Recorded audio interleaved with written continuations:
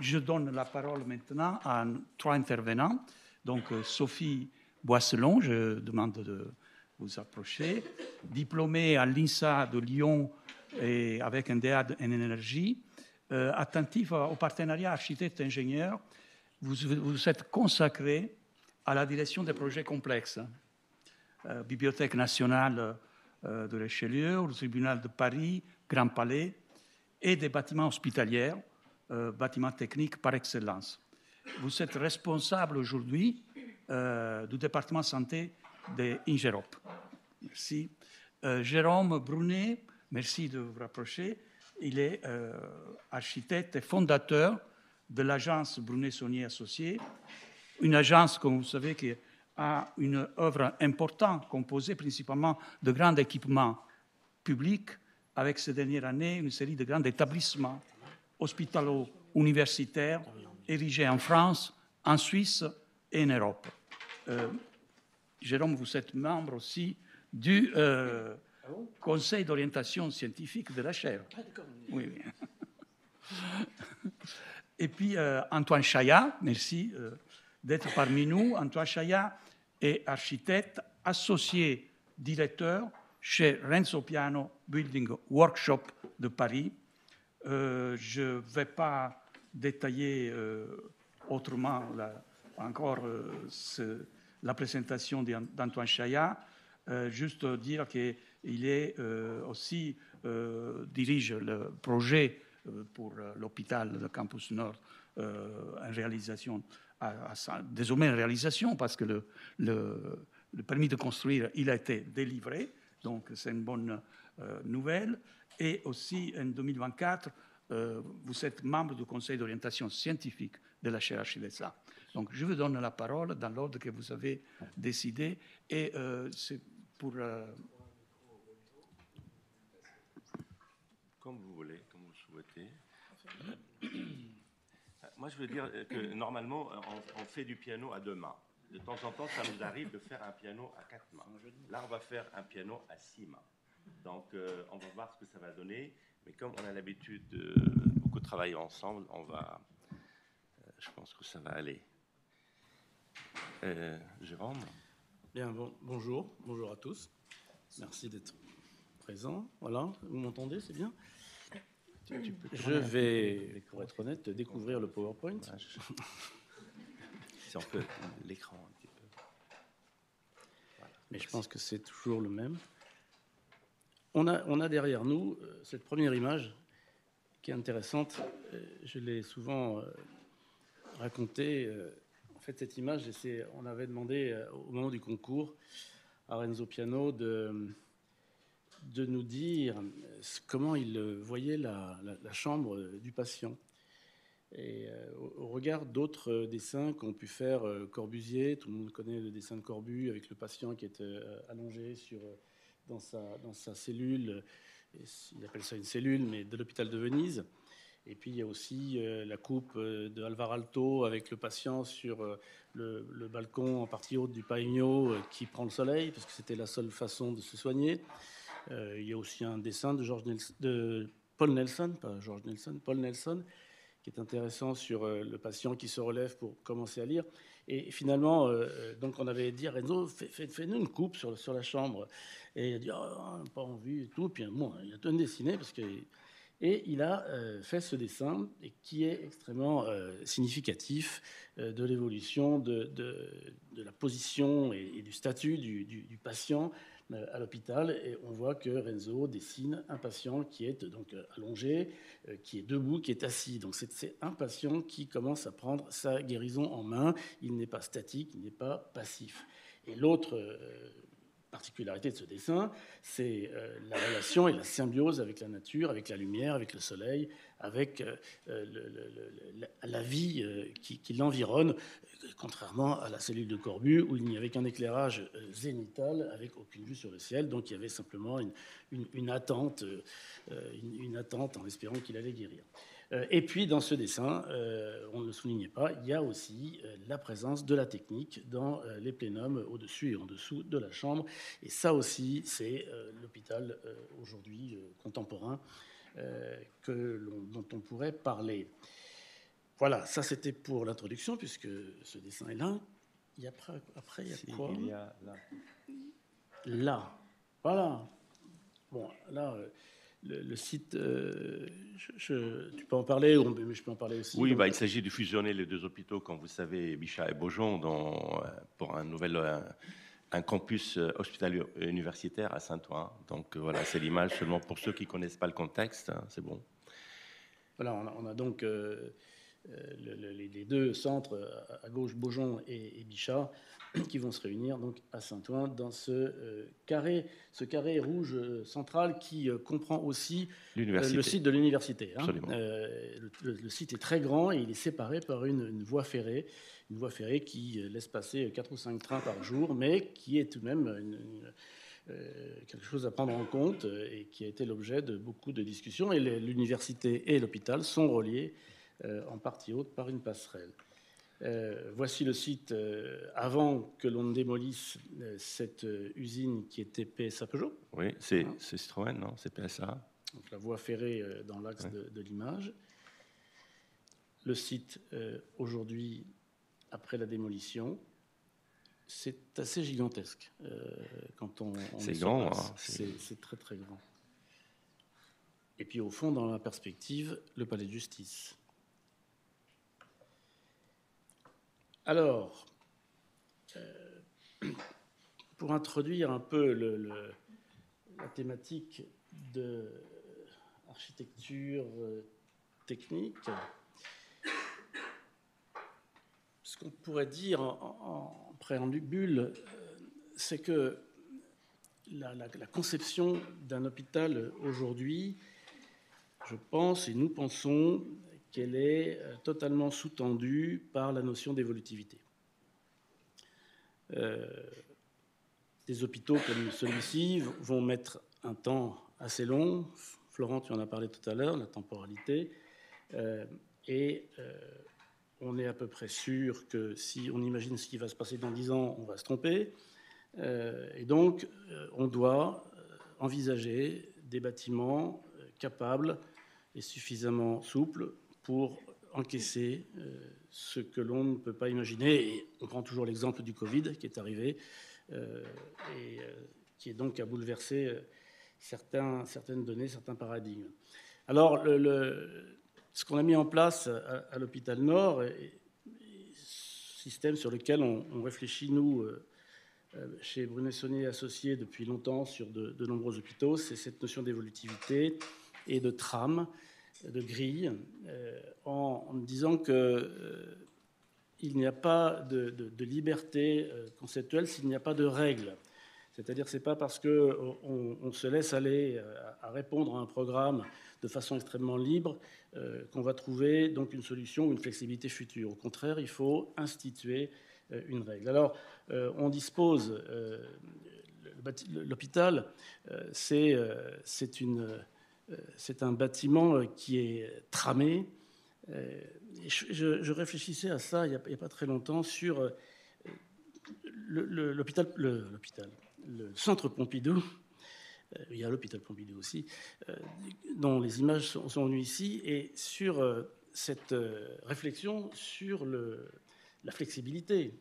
Car le centre Beaubourg, c'est un bâtiment qui laisse entendre qu'on a libéré des plateaux entiers de telle façon à pouvoir disposer tout type de scénographie dans ces plateaux. Il faut d'ailleurs aller voir, mais je crois qu'il est fini, la dernière exposition de Tillmans à Beaubourg qui montre le plateau de la bibliothèque totalement libre. C'est assez impressionnant.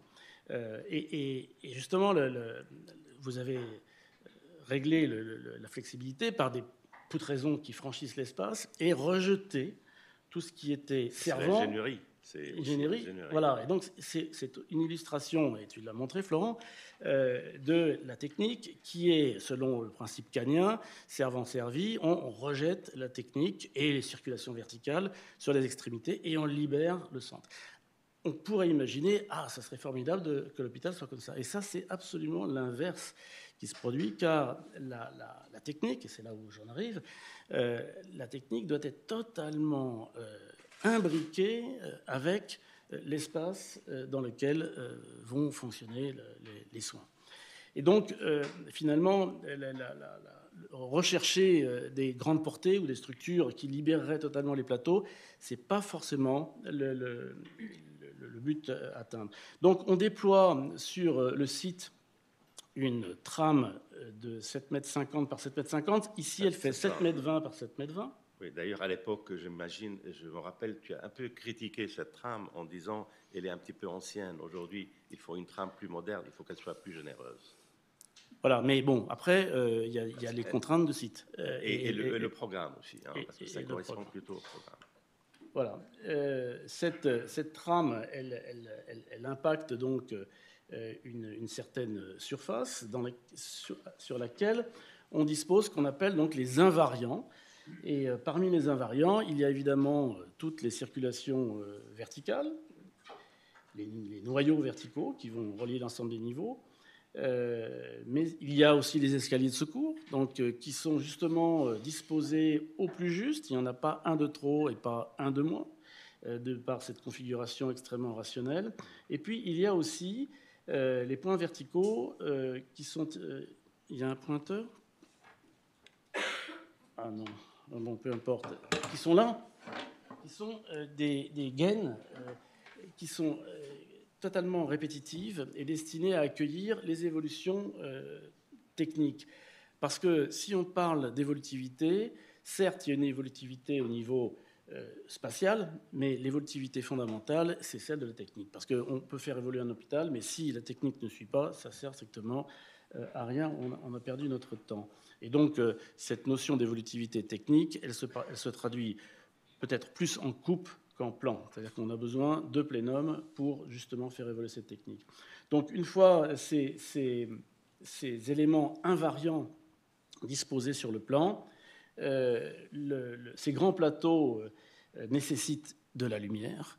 Et donc, ces plateaux sont percés de patios qui ont fait l'objet donc, de discussions donc, avec l'agent de Renzo pendant le concours sur la dimension, sur la proportion, sur la qualité de la lumière, sur justement l'introduction à ce moment-là de toute la partie végétalisation et environnementale. Cette organisation donc, permet de distinguer des flux en rouge ici les flux médicaux et en bleu les flux des patients et visiteurs. Donc ça permet d'éviter certains croisements et ça va permettre aussi, ça a permis, puisque ce projet a été une sorte de laboratoire, puisque le concours s'est déroulé en plein Covid, il a été interrompu, nous avons eu un nouveau programme avec le Ségur et donc on a dû introduire la notion de séparer certains flux contagieux et pas contagieux. Et donc la notion d'épaisseur et de double couloir a permis de régler ce souci. Ensuite, les unités de soins en forme de T ou de L. Le T, vous le voyez dans les unités sur la grande longueur ou de L sur les extrémités. Donc se disposent de part et d'autre de cette colonne vertébrale. Oui, on peut voilà, effectivement s'arrêter un tout petit peu sur cette image qui illustre en fait donc, ce qu'évoquait Jérôme, c'est l'extrême régularité de la trame fonctionnelle en fait, qui a été donc calquée sur cette trame de 7,20 m, puis l'intégration des noyaux, des escaliers, etc., de tous les invariants dont on parlait. Et effectivement, bon, les petites gaines qui illustraient les premières, donc là on est venu calquer en fait le squelette technique sur le squelette fonctionnel. Et donc, dans chaque entité, on a à l'entrée de chaque unité fonctionnelle ce qu'on a mis, c'est-à-dire le noyau technique. Et effectivement, ça, on l'a fait vraiment au tout démarrage de l'opération et ça nous semblait évident, finalement, de calquer ce squelette fonctionnel sur la technique et de se dire, à chaque entrée, on a un noyau qui récupère toutes les innervations des fluides qu'a évoqué Florent en introduction, parce que c'est vrai qu'un hôpital fonctionne avec énormément de techniques, de l'électricité, de la plomberie, des fluides médicaux, du traitement d'air, bref, des tas de choses. Et donc, on a ce noyau technique qui est d'une dimension équivalente, quelle que soit la fonction qui est aujourd'hui programmée, parce qu'on sait que demain, cette fonction-là, elle va évoluer. Et donc, le noyau technique est dimensionné pour qu'il accepte n'importe quelle fonction ultérieure. Donc il est tramé également sur l'architecture. Vous voyez ici que par rapport au schéma que je présentais précédemment, qui étaient des schémas très, disons, conceptuels, le projet a évolué au fur et à mesure donc, des éléments programmatiques qui nous ont été fournis après le Ségur, et que certains satellites sont devenus quasiment partie prenante du corps même du bâtiment. Alors voici effectivement à nouveau une image un peu conceptuelle de cette irrigation technique de chaque plateau. C'est une maquette donc faite à l'agence de Renzo. La suite de ce que je présentais préalablement, donc, où la forme conceptuelle commence à rencontrer les limites du site. Sur la droite, le site se rétrécissant, une aile disparaît. Les unités se groupent entre elles, par 4, par 2, par 3 ou solitaires. Des satellites sont apparus car il y avait certaines fonctions qui pouvaient nécessiter d'être sorties du contexte. Jérôme, non, je voudrais dire qu'il parlait de la flexibilité. C'était très important. Cette image-là reflète le programme du concours. Donc, au niveau du concours, on pouvait libérer du terrain, avoir des petits satellites. Et après la Ségur, et après l'expérience de la Covid, la PHP est venue, elle a dit, bon, bah, vous avez gagné le concours, maintenant vous allez nous rajouter 4 unités tout de suite, c'est-à-dire 120 chambres, et la 5e unité, elle est arrivée quelques mois plus tard. Donc le projet, l'image juste celle d'avant que Jérôme a montrée, elle reflète l'état actuel avec 150 chambres en plus. On a rajouté un petit hôpital à l'hôpital sans vraiment changer l'âme du projet. Jean-Baptiste, tu peux confirmer tout cela? Peut-être, hein, si on a une erreur, tu nous le dis. Jean-Baptiste Aguenmunard que je vois ici. Ah, Jean-Baptiste est là. J'ai pas fait attention. Mais oui. Bon. Donc voilà, ça c'est actuel. Voilà, et donc, comment dire, l'actualité a fait que le bâtiment s'est déformé, et on a créé également un deuxième axe de circulation perpendiculaire. Il y avait donc le grand axe horizontal, longitudinal, sur la longueur du terrain. Et pour aller chercher les modules 14 et 15, qui sont aujourd'hui la maternité, si je ne m'abuse, on a retourné donc, la circulation, qu'on dit la circulation générale, qui, elle, ne doit pas traverser de service. Donc les modules se déforment au gré du site, mais restent dans une composition extrêmement modulaire, du fait que ce à quoi l'on tient, c'est que les frontières entre les différents modules sont souples et variables, de telle façon à ce qu'un module puisse éventuellement prendre le pas sur l'autre ou se coupler avec son voisin. C'est la souplesse organisationnelle qui est assez importante dans le cadre des études et des relations qu'on entretient avec les utilisateurs, que l'on rencontre de nombreuses fois, et ça permet aussi d'adapter un programme, parfois des besoins qui sont changeants, et de donner satisfaction aussi donc, aux utilisateurs et à la maîtrise d'ouvrage.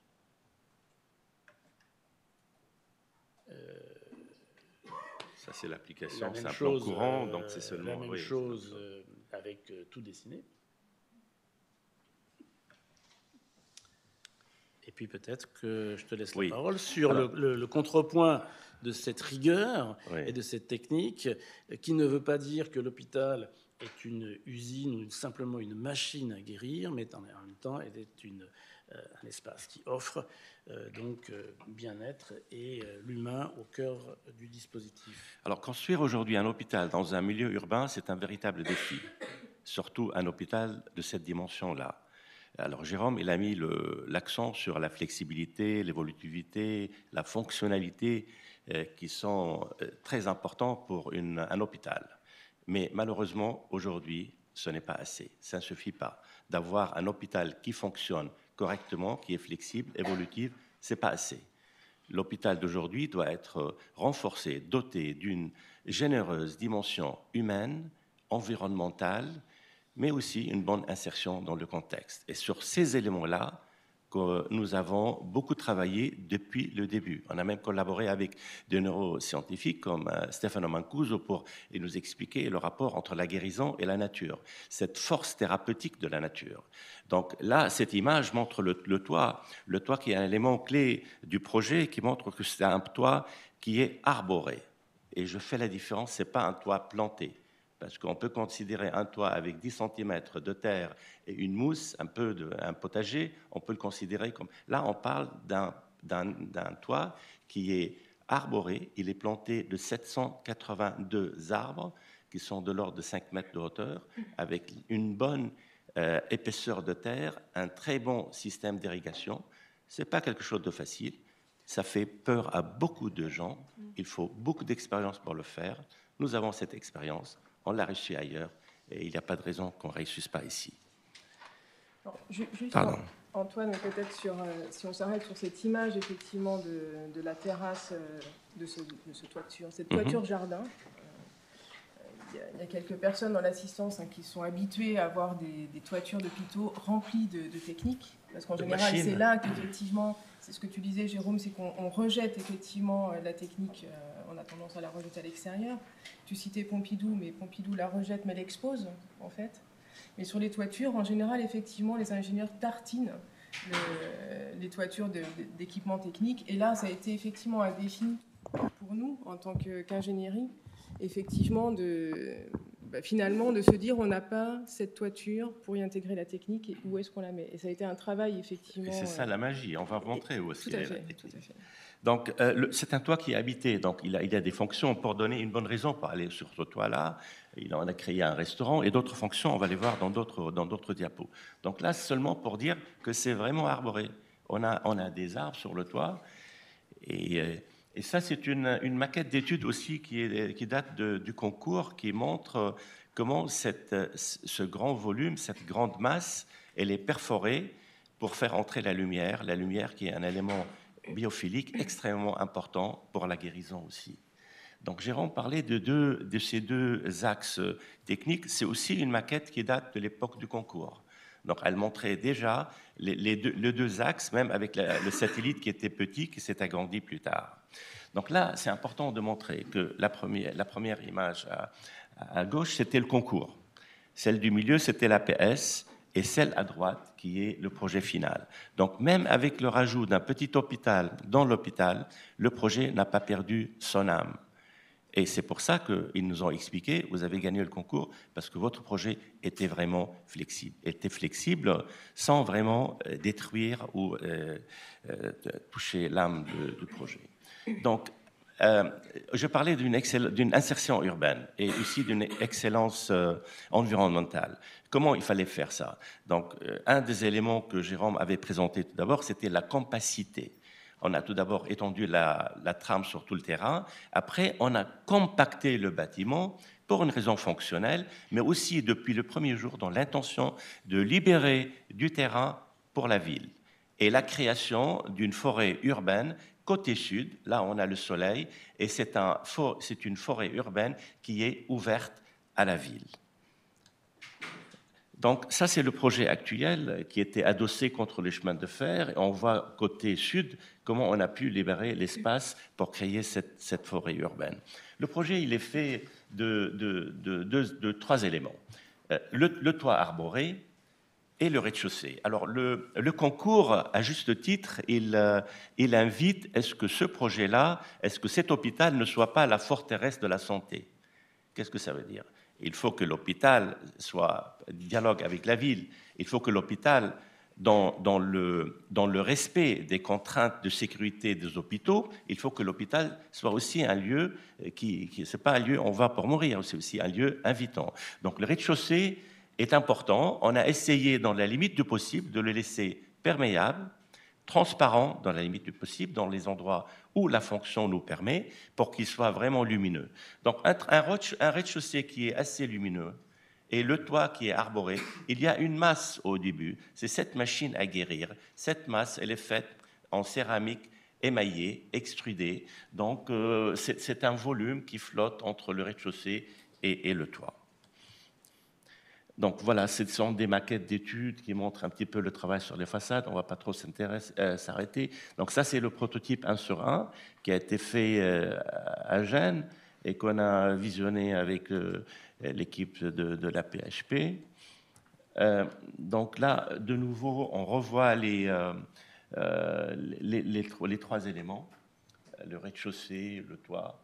La présence de la nature n'est pas un acte esthétique, c'est pas quelque chose d'ornemental, mais il a vraiment une dimension médicale. Aujourd'hui, le rapport avec la nature, il a été démontré scientifiquement qu'il accélère la guérison. Donc cette dimension environnementale était extrêmement importante. Et pour comprendre la taille, de quoi est-ce qu'on parle, ça c'est un schéma, d'ailleurs c'était à la suggestion de Jérôme Brunet, il a dit, écoutez, ça vaut la peine pour faire comprendre aux gens de savoir ce que c'est notre projet par rapport au Palais Royal.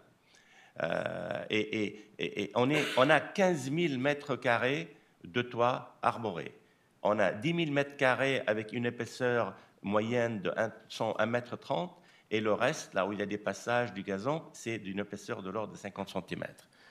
Et on voit déjà notre projet, il est beaucoup plus grand que le projet de Palais Royal. Grand comme le jardin et la cour de Buren.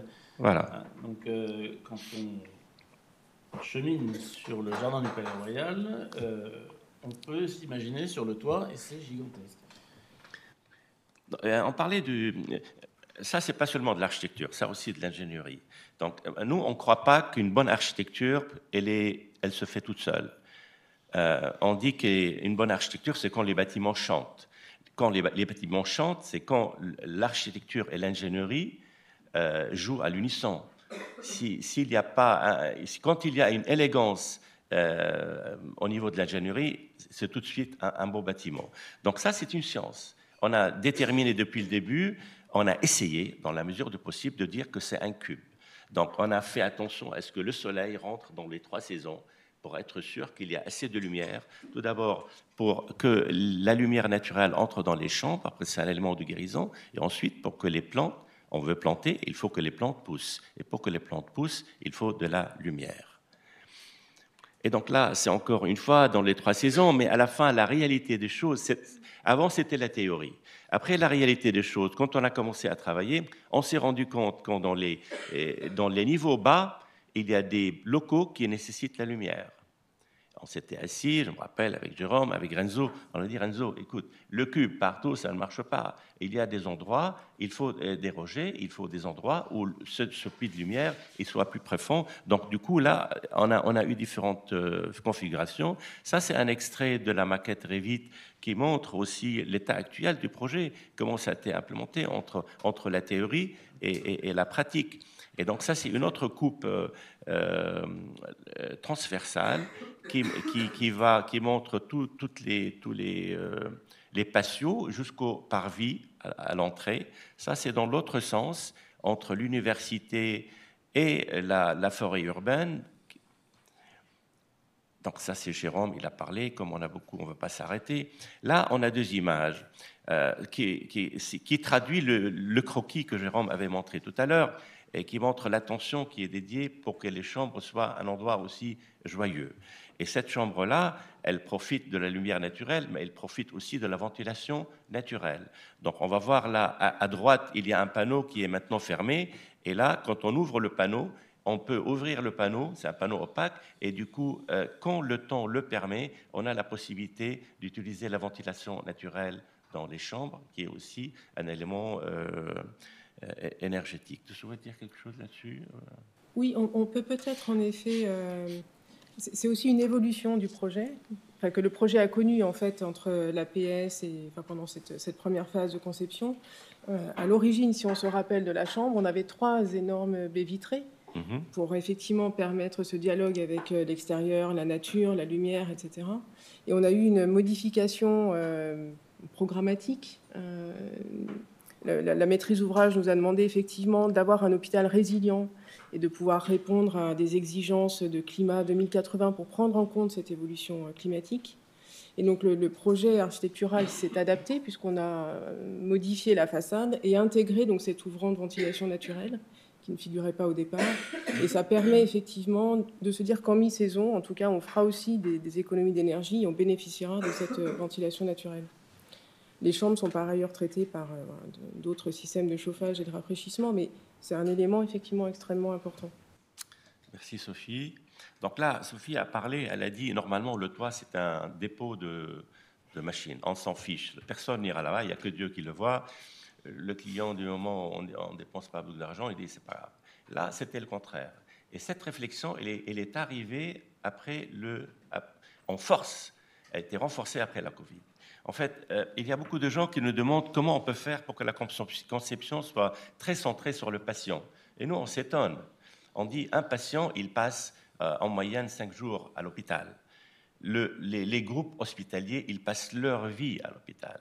Et pendant les pandémies, 24 heures sur 7. Donc, on doit aussi dessiner, faire la conception au niveau de l'humain. C'est une approche humaine et non pas seulement une approche qui est centrée sur le patient. Bien sûr, il faut qu'elle soit centrée sur mais pas seulement sur le patient. Donc là, qu'est-ce qu'on a fait ? C'était un défi pour les ingénieurs. On leur a dit, écoutez, vous n'aurez pas toutes les machines sur le toit. On a créé un niveau intermédiaire entre cette forêt sur le toit et le dernier niveau des chambres. On a créé un niveau et on leur a demandé de mettre toutes les machines qui respirent, qui ont nécessité de respirer dans cet endroit-là et qui profitent de la ventilation naturelle. Et donc, vous voyez, de part et d'autre, il y a aussi une bonne épaisseur de terre. Sophie ? Donc ça, effectivement, c'est une illustration, ce fameux local technique, en fait, qui est niché entre les derniers niveaux d'hébergement et cette fameuse toiture jardin. En fait, il s'étale sur l'intégralité du bâtiment. Et ça, effectivement, c'est quand même une chance. Donc, on a toutes les centrales de traitement d'air. Alors, évidemment, ce n'est pas le seul local technique du bâtiment. Mais en tout cas, on a toutes les centrales de traitement d'air qui traitent les niveaux d'hébergement, les chambres de réanimation, qui sont logées dans ce local technique, qui ne bénéficient pas d'une hauteur extraordinaire. Mais en tout cas, ils s'articulent autour de tous les patios. On a effectivement toutes les prises d'air qui s'articulent autour des patios aussi. Si on peut passer peut-être sur la slide suivante, il doit y avoir vraiment une illustration. Donc ce local technique, il est vraiment niché sous le jardin. Donc là, c'est une coupe sous le restaurant, mais ça représente la même chose.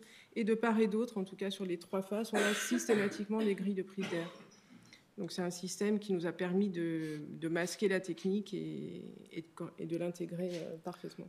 On parlait du dialogue entre technique et architecture. Enfin, sans des bons ingénieurs, une bonne approche d'ingénierie, on ne peut pas, nous, réaliser le rêve que le toit soit vraiment dédié à la nature et à l'homme et non pas aux machines. Donc là, je parlais tout à l'heure, on a 1,5 hectare, on a 782 arbres, et le toit, au niveau du concours, honnêtement, on avait des intentions. Vous savez, un architecte tout seul, le pauvre architecte ne fait pas un bon projet. Il faut d'autres personnes, d'autres intervenants. Il faut certainement des bons ingénieurs, mais il faut aussi un bon client. Il faut un client qui comprend la vision et qui donne des ailes au projet et qui ne coupe pas les ailes au projet.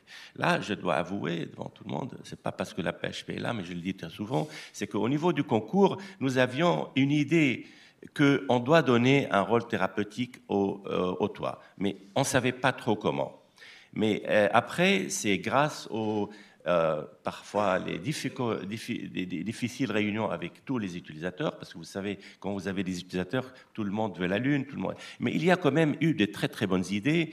Il y a un cardiologue qui nous a dit, écoutez, moi je veux utiliser votre toit pour faire le test des efforts, faire courir mes malades, et il nous a demandé de créer 3 parcours. Un parcours facile, un parcours moyen et un parcours plus difficile pour tester ces malades. Ensuite, sur le toit, on a mis un centre de traitement thérapeutique, c'est un hub d'innovation. On a eu un centre de rééducation pour que les physiothérapeutes et les kinés travaillent avec leurs patients, même à l'extérieur, sur une pelouse. Et donc, c'est un toit qui est vraiment très habité. On a une salle de réunion, on a le restaurant, on a un belvédère public, on a une salle de recueil, il y a le hub d'innovation. Il y a l'éducation thérapeutique, comme il y a aussi quelques bureaux d'activité médicale. Donc ça, c'est une image du restaurant qui se trouve sur le toit. Donc là, je parlais tout à l'heure des parcours thérapeutiques, mais on ne va pas trop s'arrêter pour ne pas déborder avec le temps. Donc voilà, ça c'est un endroit où, par exemple, on n'a pas beaucoup besoin d'épaisseur de terre, mais on a le gazon en face du centre d'éducation pour que les kinés travaillent avec leurs patients, que les patients soient encadrés par des professionnels. Et quand on dit un jardin planté, c'est vraiment des arbres. Donc ça, c'est une image qui montre ce qu'on voulait faire. Ça fait peur à beaucoup de gens. Et ils ont raison, hein. Il y a beaucoup de gens qui ont peur de ça. Et j'insiste, il faut beaucoup d'expérience pour faire ça. On a cette expérience, on a des très bons ingénieurs, on a de très bons agronomes qui nous aident à sélectionner les plantes, surtout les systèmes d'irrigation, sachant que dans un hôpital, on n'a pas le droit d'utiliser pour l'irrigation l'eau qui est l'eau de pluie ou l'eau recyclée. On n'a pas le droit. Il faut utiliser de l'eau potable. Et les gens disent « Ah oui, mais vous utilisez l'eau potable ». Oui, mais c'est rien. On a des gens qui savent calculer. Alors notre ingénieur, il a dit vous avez besoin de 1000 mètres cubes par an la première année. Les années difficiles pour les plantes, c'est les 3 premières années. Alors, la première année, on a besoin de 1000 mètres cubes. OK. Deuxième année, ça chute à 550 mètres cubes. Troisième année, on descend à 200 mètres cubes et ça se stabilise. Alors vous prenez la consommation moyenne d'un Français, c'est 147 litres par jour. Vous multipliez par 365 jours, ça vous donne 54 mètres cubes. 50 mètres cubes. C'est-à-dire, avec la consommation de 4 Français, vous irriguez Donc, ce n'est pas un problème, mais il faut des bons ingénieurs. Ça ne se fait pas seulement avec des architectes, il faut aussi des hommes de science. Et bien sûr, là, on a travaillé sur la palette pour que, dans le rôle de donner une dimension thérapeutique, le choix des plantes. Donc là, c'est le rez-de-chaussée. Je veux parler de l'ouverture quand c'est possible. La partie jaune montre la partie qui permet d'être transparente et vue de l'extérieur. Malheureusement, les autres volumes ne le permettent pas parce que l'imagerie, les urgences, enfin, il y a des fonctions qui ne le permettent pas. Après, comment favoriser le déplacement verticalement dans l'hôpital pour encourager les gens aussi à marcher? Il faut que le contexte soit beau. Donc on a des escaliers qui donnent sur le patio et qui donnent envie vraiment de les prendre pour communiquer. Ensuite aussi, les salles d'attente. On a fait attention, par exemple, ça c'est la salle d'attente des urgences, qu'au moins on a essayé de réduire un petit peu l'anxiété, le stress. Les gens arrivent, ils sont stressés, il fallait dédier un peu d'attention aux couleurs, aux matériaux. On voit là un mini-serre qui a été développé avec Stefano Mancuso. C'est un mini-serre qui a été dessiné pour filtrer l'air. Donc, tout d'abord, il donne une présence verte modeste. C'est une mini-serre, c'est comme un petit aquarium, mais en plus, il y a l'air qui rentre et qui sort par le haut et il est purifié. Donc, encore le rez-de-chaussée. C'est un élément très important, mais il montre là la complexité des éléments. On a les entrées, différentes entrées et sorties pour les parkings, entrées-sorties pour les urgences, l'entrée de la maternité, la ferrovie urbaine, et aussi l'entrée des logistiques, aussi sortie logistique et sortie parking. On a aussi l'endroit on a une batterie d'ascenseurs publics qui est l'aboutissement de la partie rez-de-chaussée et hall d'entrée. Donc ça, c'est le hall d'entrée. Du moment où on rentre dans l'hôpital, tout de suite en arrière-plan, on a un patio qui est planté. On a la lumière naturelle entre pas. C'est pas la Kingdom of Darkness, c'est pas l'empire de l'obscurité. C'est vraiment cet hôpital, ça va être l'empire de la lumière. Et on aura la lumière naturelle partout. Donc ça, c'est le parvis extérieur. Comme vous avez vu, l'accueil et l'extension naturelle du parvis, c'est comme si c'est le parvis entrait à l'intérieur du bâtiment et il devient. Ça, c'est la sortie du métro quand on sort du métro vers le parvis. Donc ça, c'est l'état actuel aujourd'hui du projet. Le projet, il a eu une approche environnementale qui était assez forte. D'ailleurs, le toit planté qui réduit l'effet d'îlot de chaleur urbain. La forêt en pleine terre qui favorise le drainage vers la nappe phréatique, la ventilation naturelle, surtout dans les bureaux, parce que les bureaux travaillent aussi en ventilation naturelle. On a essayé de maximiser l'utilisation de la lumière naturelle. On a aussi des stores dans les façades pour arrêter l'effet de serre, c'est qu'il nous permet de prolonger le temps d'utilisation de la lumière naturelle. On a utilisé des matériaux biosourcés de l'ordre de 18 kg par mètre carré. Et en plus, on a utilisation de la géothermie et une utilisation beaucoup plus modeste de photovoltaïque. Un bâtiment, c'est comme un être humain. Il a son intégrité, il a aussi une âme, et il est fait absolument comme un bâtiment. Donc, il y a le réseau qui irrigue le corps humain, mais exactement comme un réseau. Ça, c'est notre bâtiment, ça, c'est le travail de nos bons ingénieurs. Et ça montre la complexité, ça rejoint un peu l'image que Florent avait montrée. Donc ça, c'est un extrait du modèle Revit qui montre la complexité. Et on a fait exprès, à l'angle en haut, on a fait un petit agrandissement parce qu'on ne voit pas très bien pour montrer vraiment la complexité de ça. Et ça, c'est tout le bâtiment quand on rajoute la peau. C'est comme un être humain, il y a le réseau à l'intérieur, après on rajoute la peau. Là, on rajoute la peau, on rajoute l'enveloppe du bâtiment, mais les réseaux sont toujours à l'intérieur. Pardon. Voilà, j'étais rapide. Hein.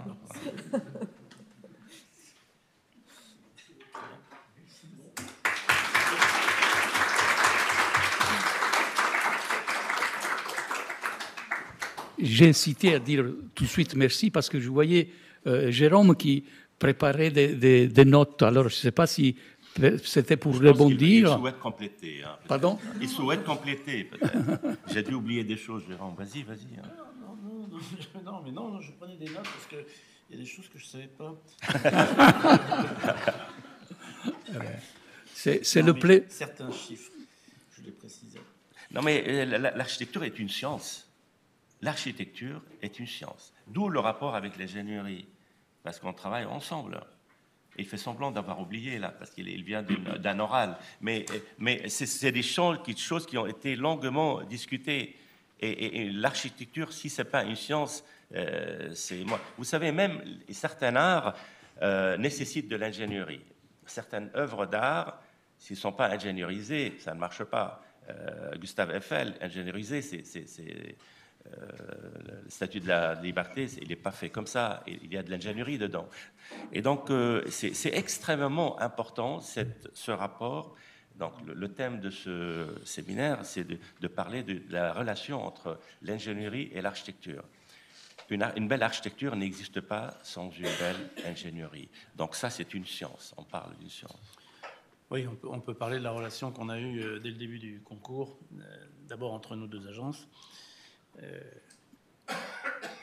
Je m'en félicite aujourd'hui. J'en suis très honoré. C'est un dream team. Ça a très, très bien marché. Mais aussi le fait que tous les deux, on a souhaité et demandé, c'était pas si simple au début, parce que c'est pas dans la culture des bureaux d'études techniques de débuter avec nous, c'est-à-dire dès les premiers traits, qu'ils soient là et qu'ils soient force de proposition sur cela. Et l'arrivée de Sophie a été fondamentale. Et donc, sur ce travail autour de la maquette, bien sûr, mais autour de la réflexion qui est totalement étroitement liée, quoi. C'est-à-dire, on n'aurait jamais pu faire ça si on n'avait pas travaillé ensemble dès le début. Et donc, je pense qu'on a déjà initié une relation architecte-bureau d'études qu'on essaie de promulguer par ailleurs. Enfin, c'est toujours facile. C'est vrai que ça a été un projet très exigeant, déjà un programme très exigeant sur des tas d'aspects. Effectivement, l'hôpital en tant que tel est un bâtiment technique exigeant. Il réclame beaucoup de fluide, beaucoup de rigueur, de la redondance, de la continuité de service, etc. Donc, on est déjà parti avec un programme effectivement exigeant. Mais pour nous, ça a été une chance, effectivement, d'être challengé déjà par deux agences d'architecture de renom. Effectivement, on a tout ce travail du squelette technique, etc., on l'a mené plutôt avec ton agence, Jérôme, puisqu'effectivement, on a calqué ça sur l'architecture fonctionnelle que tu développes à ton agence. Et après, effectivement, on a été challengé aussi par l'agence Piano pour essayer d'intégrer la technique au bâtiment. Et pour nous, ça a été effectivement extrêmement stimulant. La technique faisait partie du projet, et ça a été une alchimie extraordinaire. Je souhaite mettre la lumière sur un point qui est extrêmement important. Une fois, je donnais une conférence au RIBA, le Royal Institute of British Architects à Londres, et un des présents m'a parlé de l'empreinte carbone du bâtiment. Il m'a dit, vous ne vous rendez pas compte, vous mettez une forêt avec le poids sur la structure, tout ça. J'ai dit, oui, d'un côté, vous avez raison. D'un autre côté, ce que vous ne savez pas, c'est que, de point de vue urbain, nous avions le droit de rajouter encore un étage sur tout l'hôpital, en haut. Une chose qu'on n'a pas faite. Tout d'abord, pour deux raisons. Si on mettait ce niveau-là, on dépasse les 28 mètres et on passe en IGH. On perd le droit de donner accès aux gens de monter sur le toit. Sinon, on passe en IGH. C'est une chose qu'on n'a pas voulu. Et au lieu de mettre ce poids-là avec du béton, on l'a mis avec des plantes. Donc, de point de vue carbone, le bâtiment, il est neutre, il est bon, mais avec un accès sur le toit pour un bâtiment qui n'est pas IGH. Et ce n'est pas un petit détail. Et là, je dois avouer, à notre client, il aurait dit, nous, on s'en fiche de votre forêt, vous nous mettez un toit partout, un niveau partout, et comme ça, on est bon.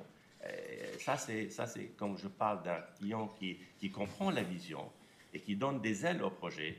Là, je ne peux pas ne pas donner le crédit à la PHP. Merci. On est dans les plis vraiment du projet formidable parce qu'on est dans les plis du processus de conception et de comment l'évolution du projet s'est fait. Vraiment, c'est très riche, cette communication. On a 10 minutes, un quart d'heure peut-être pour un échange de questions. Je vois beaucoup d'étudiants, je vois d'architectes, je vois aussi l'assistance publique ici présente. Est-ce qu'il y a des questions à chaud sur cette communication? Merci beaucoup pour votre présentation, Thomas Similowski. Je suis professeur de pneumologie à la Pitié-Salpêtrière. Merci aussi de m'avoir coupé l'herbe sous le pied de mon topo. C'est tout. mais on va se recouper. J'ai des questions à vous poser, un peu de pneumologue. Les essences d'arbres et les allergies, Oui. qui est un vrai sujet d'actualité, la terre et les champignons. J'ai aussi un petit jardin tout petit par rapport à celui-là à Issy-les-Moulineaux. J'ai déjà des gros problèmes avec 2 arbres dans mon jardin. J'ai des gros problèmes pour évacuer les feuilles mortes. Donc, vous voyez, je trouve que c'est génial ce que vous avez fait. Et quand on voit l'image du truc, c'est vraiment ce que je vais dire tout à l'heure qu'on attend de l'hôpital du futur. Mais on ne peut pas s'empêcher d'avoir des petits problèmes bêtes, pragmatiques, qui font que des choses comme ça peuvent entraîner des surprises un petit peu inattendues et incongrues. Donc sur ces aspects-là, je suis désolé du côté très pragmatique de la question, mais j'aimerais bien vos réponses. Comment vous avez travaillé sur la sécurité respiratoire de toute cette forêt hospitalière, d'une part, et puis d'un point de vue pragmatique sur la gestion d'un jardin à cette hauteur-là et dans cet environnement-là? La question est bonne. On l'a posée. Et vous savez, à l'agence, surtout, enfin, je parle pour piano, on adore les boulots. On adore les boulots. D'ailleurs, on a fait le square de boulot du 19e. Tout de suite, ils nous ont dit, le boulot, c'est allergie, s'il vous plaît, il n'est pas sur la liste. Donc, ça a été grillé tout de suite. Ensuite, on travaille avec des bons paysagistes. On a des ingénieurs agronomes. On devait travailler avec des arbres qui existent indigènes, qui existent dans l'île de France. Et on trouve que le tilleul, c'est un bel arbre, il n'a pas de problème spécifique. On a du chêne vert qui n'a pas de problème spécifique. Donc on a choisi, dans la palette des arbres, on a choisi des arbres qui ne posent pas, et la PHP aussi a mis l'accent sur la question des allergies. On a toutes les espèces qui ont été choisies, des espèces qui n'ont pas de problème d'allergie. Et c'est un mélange entre des feuilles persistantes et des feuilles caduques pour créer... Donc le jardin a été vraiment très bien pensé et on pense ne pas avoir de problème de ce genre. Après, les feuilles qui tombent, oui, il faut bien que il faut bien vivre dans la nature, donc il faut un peu d'entretien. Là, certainement, il faut de temps en temps aussi couper parce que les arbres vont pousser. Moi, j'ai fait un projet il y a 20 ans de là à Milan. On a planté à l'époque des arbres de 12 mètres de hauteur sur une épaisseur de terre de 1,40 m. Aujourd'hui, les arbres mesurent 24 mètres sur 1,40 m de terre. Ce qui compte pour l'arbre, ce n'est pas seulement l'épaisseur. je dis, il faut une bonne ingénierie pour faire ça. Un arbre, pour pouvoir pousser correctement, a besoin minimum 9 mètres cubes de terre jusqu'à 12 mètres cubes de terre. Dans notre jardin, il n'y a pas de muret. Toute la terre sur 10 000 mètres carrés est connectée.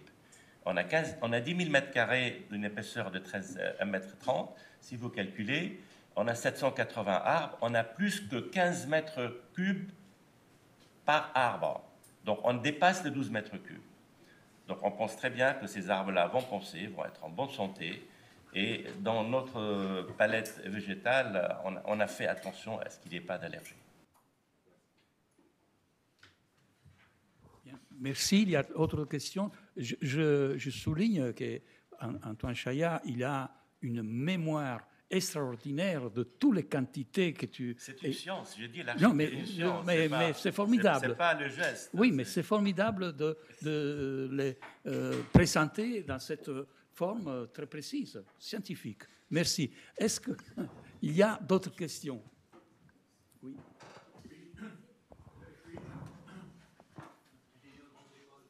Oui, ma question, ça me rappelle dans l'Antiquité les jardins suspendus de Babylone, quoi. Ben, vous avez raison. C'est notre référence, monsieur. Merci. Mais bravo, bingo. Merci. C'est notre référence toujours. On parle des jardins suspendus de Babylone. Oui. C'est dans l'arrière-pensée. Ça, c'est la métaphore. Mais bon, d'accord, c'est très bien de faire un jardin comme ça, mais je pense au niveau durabilité, etc. Après, déjà, il y a le poids de la terre. Ensuite, les racines, etc. Est-ce que ça pourrait faire fissurer, vous voyez, le béton, tout ça? C'est parce que ce sont des problèmes Jérôme, je continue. inévitables. Vous avez tout à fait raison. Ce sont de très, très bonnes questions. Alors, le poids, j'ai répondu au poids. J'ai dit, au lieu de rajouter un étage habité, on a mis à la place les arbres avec la terre. Donc ça, c'est le poids. Je pense que c'est vrai. Ensuite, est-ce que ça va fissurer? Il faut de l'ingénierie. Il y a des arbres dont les racines posent des vrais sérieux problèmes. Par exemple, certains pins. On sait que le pin, il a les racines très, très agressives. C'est comme le bambou, on ne peut plus les arrêter. Donc là, on a des bacs qui arrêtent les racines d'arriver au béton. La question, elle est bonne, mais la solution technique, elle est là. Ok, d'accord. Bon, il ne faut pas non plus oublier le côté financier de la chose, quoi. Parce qu'un projet comme ça, avec des exploitations, et puis un autre projet, voilà, il faut une sorte de balance à réfléchir, à décider, quoi. Voilà. Oui, vous avez raison. La santé aussi, ça a un prix. Hein. Donc, si on veut donner une dimension humaine et environnementale à l'hôpital, ça ne suffit pas seulement avec l'excellence médicale. Il faut une excellence environnementale et humaine. Et heureusement, on a un client qui comprend ça et qui comprend le rapport entre la guérison, parce que c'est un outil de guérison aussi. Aussi, ces gens-là qui travaillent, durant la Covid, les gens sont restés 24 heures sur 7 jours, ne pouvaient pas sortir de l'hôpital. Là, au moins, en cas je parle aussi du corps médical, hein, je parle des groupes hospitalières. Ils peuvent au moins monter sur le toit, respirer sans quitter l'hôpital. Et ça a un prix. Bonjour, je suis consultant en finance durable, développement durable. Et c'est vrai que la question que monsieur vient de poser, en fait, c'est un peu celle que je voulais poser, à savoir si ce sont des arbres à racines pivotantes, c'est-à-dire qui vont vers le fond, ou alors à racines fasciculées, c'est-à-dire qui s'étendent sur le côté en sachant que... C'est plutôt des racines qui vont à l'horizontale, parce qu'on n'a pas une grandeur. Oui, donc ça veut dire... c'est des arbres qui sont préparés avec des armatures en métallique, où les racines sont déjà dirigées pour aller à l'horizontale. Oui, donc ça veut dire, a priori, avec le calcul de structure, ça devrait... La raison pour laquelle que j'ai dit important, c'est d'étaler les racines et non pas d'aller en profondeur. Donc, c'est le volume de terre qui compte, parce que les racines vont aller à l'horizontale. Et il n'y a pas de muret qui les sépare. Merci. Ce n'est pas dans des bacs. Si Antoine dit, c'est qu'ils ont l'expérience du palais de justice et des jardins suspendus à une même hauteur, une même altimétrie que le toit de l'hôpital. Et donc, d'ailleurs, on a fait une visite avec la PHP des jardins du palais de justice avant de développer cette conception. Donc, c'est une technique qui est avérée, qui est vérifiée et qui répond en fait à toutes les questions que vous vous posez ici. Il aurait été idéal que notre paysagiste Michel Desvignes soit avec nous, mais ce n'était pas tout à fait l'objet.